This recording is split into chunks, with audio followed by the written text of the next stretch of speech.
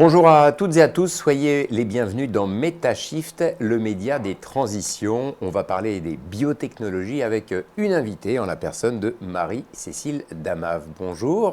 Bonjour. Vous êtes responsable innovation et relations internationales chez Agridé. Agridé, qui, si je ne dis pas de bêtises, est un think tank spécialisé sur les questions agricoles, c'est ça? C'est ça, Agridé, c'est le think tank de l'entreprise agricole. En fait, on met l'agriculteur, qui est un chef d'entreprise, au cœur de nos réflexions stratégiques en fait, pour l'agriculture de demain. Alors, on va parler ensemble des biotechnologies. Est-ce que vous auriez, non pas votre définition, mais une définition un petit peu générale sur les biotechnologies? Pas forcément la définition Larousse, si je puis dire. Qu'est-ce que ça représente pour vous si je vous dis biotechnologie? Les biotechnologies, c'est un champ très vaste en fait, de technologies qui sont les technologies du vivant, en fait, qui actionnent le vivant, qui le font travailler, on va dire. Donc tout type d'organismes vivants, des macro-organismes, des micro-organismes. En particulier, voilà, par exemple, la fermentation, c'est une biotechnologie. On va rappeler que ce n'est pas nouveau, non. Hein, c'est pratiqué depuis déjà pas mal de temps, mais le terme, la terminologie, l'esprit se remettent un petit peu à l'actualité, sur le devant de la scène quelque part.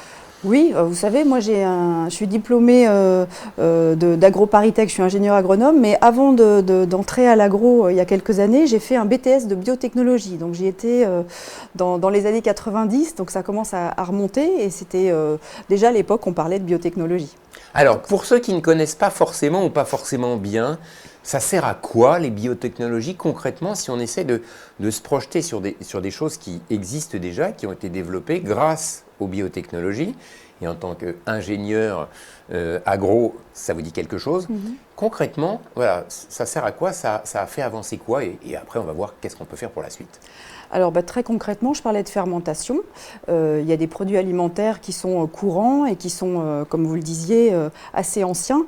Le pain, la bière, le vin, voilà des aliments qui sont tout à fait classiques et qui font appel à la fermentation. Levure et de la fermentation, voilà, et des biotech, les quelque part. Les levures, les enzymes, voilà, participent en fait à la réaction de transformation finalement du vivant. On fait travailler en fait du vivant pour transformer en fait certaines matières premières alimentaires dans des aliments qui vont ensuite être consommés par nous les humains. Une bonne baguette, pour qu'elle lève, il faut une action de levure qui va agir dessus par exemple. C'est le levain, tout à fait. Une bière à boire avec modération a aussi besoin de levure. La fameuse levure de bière. Pour fermenter. C'est ça. Donc voilà, et là, ça ne fait pas peur pour le coup non plus. Ben ça, on en mange tous les jours. Alors parfois, ça fait aussi un petit peu peur. On dit biotechnologie, ouh là, on va nous faire des choses compliquées, on va modifier le vivant, etc. Il y a aussi ce prisme-là au-dessus des biotechnologies. Alors que ce n'est pas du tout ça non plus, mais ça existe dans l'opinion publique. Oui, bien sûr. Donc ça, c'est l'association biotechnologie OGM. Hein. On fait le pont très rapidement. Hein. Un peu à tort aussi ? Non, ça fait partie. Les OGM, c'est une des applications des biotechnologies. En fait, là, ce qu'on travaille pour le coup, c'est pas un micro-organisme, mais c'est une plante en particulier, hein, puisqu'on pense souvent aux plantes cultivées. On pense au maïs, on pense au soja, on pense à la tomate, au tabac. Il y a des tas de plantes dont on peut travailler en fait le génome pour pouvoir en fait faire de l'amélioration variétale qu'on peut faire par plein d'autres manières différentes, autres que la transgénèse, qui est la technique de biotechnologie qui permet d'obtenir des OGM. Alors, pour éviter la peur, il faut déjà expliquer, pour comprendre, il faut montrer aussi que ça sert, c'est utile. Travailler avec les biotech sur des nouvelles variétés de semences, etc., ça permet de répondre à des problématiques d'avoir des plantes qui consomment moins d'eau, qui consomment moins d'intrants, voire qui s'en passent, qui poussent sur des périodes de temps plus courtes ou plus longues en fonction de ce que l'on veut obtenir. Ça sert concrètement pour l'agriculture d'aujourd'hui et encore plus de demain. Ça sert pour l'agriculture, puis ça sert pour la société d'une manière générale en fait, puisque l'idée c'est quand même que tout le monde ait assez à manger, et en quantité et en qualité qui soit adapté finalement à nos besoins. Quand on parle de souveraineté alimentaire, souveraineté agricole, ça passe aussi par ça, c'est ça que vous voulez dire? En fait, la souveraineté alimentaire, elle est en fonction de différentes choses, en fonction de la productivité de l'agriculture, certes. Elle dépend aussi de certaines importations, c'est clair, mais pour un des leviers les plus importants pour maintenir des rendements élevés, c'est effectivement l'amélioration des plantes. Il y a évidemment des tas d'autres leviers, des tas d'autres facteurs de production, qui soient techniques ou organisationnels en particulier. Mais c'est vrai que l'amélioration des plantes contribue fortement à maintenir les rendements élevés. Et du coup, les biotech, c'est ça qui est intéressant avec les biotechnologies, c'est qu'elles permettent de répondre à différents enjeux. Donc cet enjeu de productivité, ça on le connaît, c'est travaillé depuis très longtemps par les entreprises semencières. Et après, vous mentionniez d'autres voies en fait, d'amélioration. Qualité, objectif. Tout à fait, qualité, objectif environnemental en particulier. Aujourd'hui, on est quand même dans l'agroécologie. L'idée, c'est d'utiliser le moins possible de chimie, de synthèse. Des engrais, des pesticides. Absolument. Donc, c'est quoi? Les biotech vont permettre d'avoir des semences qui vont faire des plantes qui n'auront plus besoin de ces intrants, de ces produits-là? Alors, moi, je pense qu'on n'est pas dans le 100% ou le 0%. L'idée, c'est d'utiliser différents outils dans une boîte à outils et de trouver le bon équilibre, en fait, entre les différents outils de cette boîte. Donc moi, je ne pense pas qu'on aille vers un zéro chimie de synthèse, de toute façon, mais l'idée, c'est de trouver des complémentarités entre les outils techniques et technologiques. Donc effectivement, avec les biotechnologies et l'amélioration des plantes plus largement, on peut travailler sur des plantes qui ont moins besoin d'engrais azotés parce qu'elles utilisent mieux l'azote, avec moins de pertes d'azote. On peut travailler sur des plantes qui sont moins gourmandes en eau et donc qui vont demander moins d'irrigation ou vont pouvoir mieux résister à une sécheresse ou à un déficit hydrique, qui est le cas en ce moment. Ça fait maintenant un mois qu'il n'a pas plu sur notre pays. Agridé, je le disais, un think tank autour des questions agricoles au sens large. Comment est-ce que justement l'univers agricole voit ces biotech aujourd'hui? Est-ce qu'il voit ça d'un œil? Je fais le distinguo avec la société aussi. Bien sûr qu'un agriculteur est un citoyen, mais c'est d'abord un professionnel. Quelqu'un qui travaille dans l'agriculture, dans l'agroalimentaire, va être un professionnel et va avoir un regard sur ces techniques-là un peu différent, évidemment, du politique ou de l'individu, du citoyen qui travaille dans un autre domaine. Comment vous regardez ça? Il y a une évolution un petit peu de la manière de regarder ces biotech, on se penche plus dessus parce qu'on se rend compte qu'il va falloir y aller plus encore et que ça ne pose pas forcément un problème? Alors, je pense que les agriculteurs ont généralement une vision très positive de la semence. En fait, la semence, c'est une source de promesses et c'est une sécurité pour les agriculteurs, pour les professionnels du monde agricole. Pour le reste de la société, c'est différent parce qu'ils ne sont pas en contact direct avec les semences et du coup, quelque chose qui est éloigné peut nous faire peur. Et donc, il y a ce chiffon rouge de l'OGM derrière, certes. Après, au niveau de l'amélioration génétique et des biotech en particulier, les agriculteurs aujourd'hui, je pense, se rendent compte qu'ils doivent faire face non seulement à ces enjeux de souveraineté alimentaire et donc de productivité, pour dire les choses clairement, et puis en même temps à des injonctions de réduction d'intrants, issus de la chimie de synthèse en particulier, comme je disais tout à l'heure, avec le Farm to Fork, avec le Green Deal, ce fameux pacte vert européen.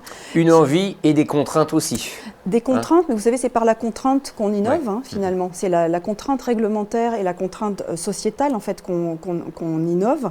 Et du coup, aujourd'hui, c'est en utilisant justement le bon dosage des différentes technologies. Je pense au numérique, bien sûr, l'agriculture de précision, elle est là aujourd'hui. Mettre la quantité d'engrais à tel endroit, sur telle parcelle et pas sur telle autre, aujourd'hui, effectivement, c'est de l'agriculture de précision qui est en service. Je pense à la modulation de dose en particulier, la modulation de la dose d'engrais ou de la dose de fongicides, par exemple, ou bien même de la densité de semis.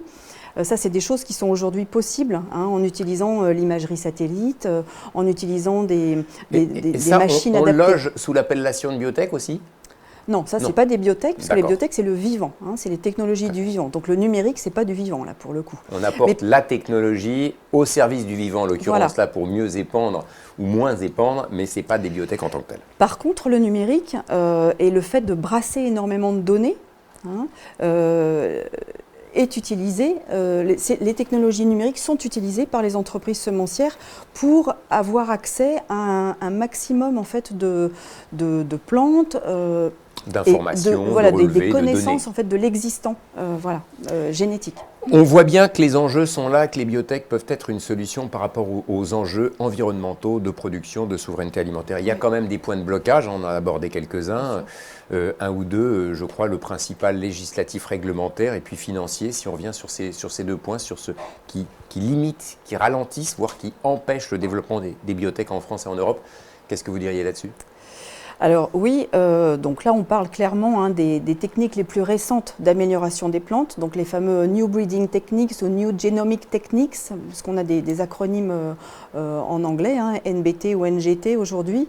Donc c'est un ensemble en fait de techniques qui sont plus récentes que la transgénèse et qui ont été regroupés dans cet ensemble-là par la Commission européenne, par le Joint Research Center, le JRC de la Commission européenne en 2011. Pour définir l'ensemble de ces techniques. Voilà, pour définir une catégorie de ces techniques les plus récentes. Pour résumer, c'est que tout est dans le même panier, tout est dans le même paquet. Et oui.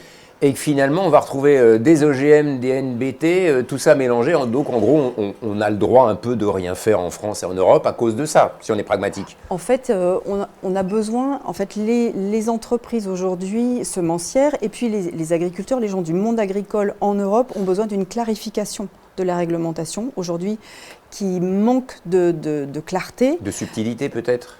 De clarté aussi, oui, ouais, c'est ça. de clarté surtout. C'est-à-dire, est-ce que les plantes issues de ces techniques les plus récentes d'amélioration sont des OGM et doivent être réglementées comme telles ou pas? Sachant que la réglementation européenne en matière d'OGM, elle est très stricte, elle est très restrictive. En France et en Europe, c'est en Europe. Non. C'est plutôt niette, oui, effectivement, parce que la directive 2001-18, qui donc a plus de 20 ans, puisqu'elle s'appelle 2001-18, on est quand même en 2023, elle commence à dater un petit peu et elle a été établie au moment où ces nouvelles techniques n'existaient pas encore. D'autant qu'à l'étranger, les États-Unis, d'autres pays importants, producteurs aussi, n'ont pas ces obligations, ces contraintes-là, ces interdictions. Soyons clairs et pragmatiques. En fait, il y a d'autres réglementations. Chaque pays a sa propre réglementation. Et effectivement, la Chine et les États-Unis, ce sont les deux principaux pays où il y a le plus de recherches qui sont conduites sur les plantes mises au point par ces techniques-là. Et d'ailleurs, la Commission européenne a fait un très beau travail de mise à jour, en fait, d'inventaire finalement de tous les travaux de recherche qui sont conduits à travers le monde. Et c'est vraiment les deux pays qui se distinguent. L'Europe n'est pas là parce que, justement, il y a cette incertitude réglementaire. On attend de savoir à quelle sauce sera mangée, en fait, la NBT, la plante issue d'NBT aujourd'hui. Les enjeux sont importants, on le voit. Autre point, deuxième pilier de problème, j'ai envie de dire, le financement aussi, bien sûr, il faut de l'argent pour faire des biotech, c'est de la recherche, c'est de la techno, c'est de la science. Il faut aussi des financements pour ça. C'est ça, il y a de la recherche privée, il y a de la recherche publique, évidemment, mais si on ne peut pas conduire la recherche, faute de réglementation claire, c'est compliqué. Donc c'est plus compliqué pour des entreprises ou pour des organismes de recherche qui sont uniquement basés en France ou en Europe.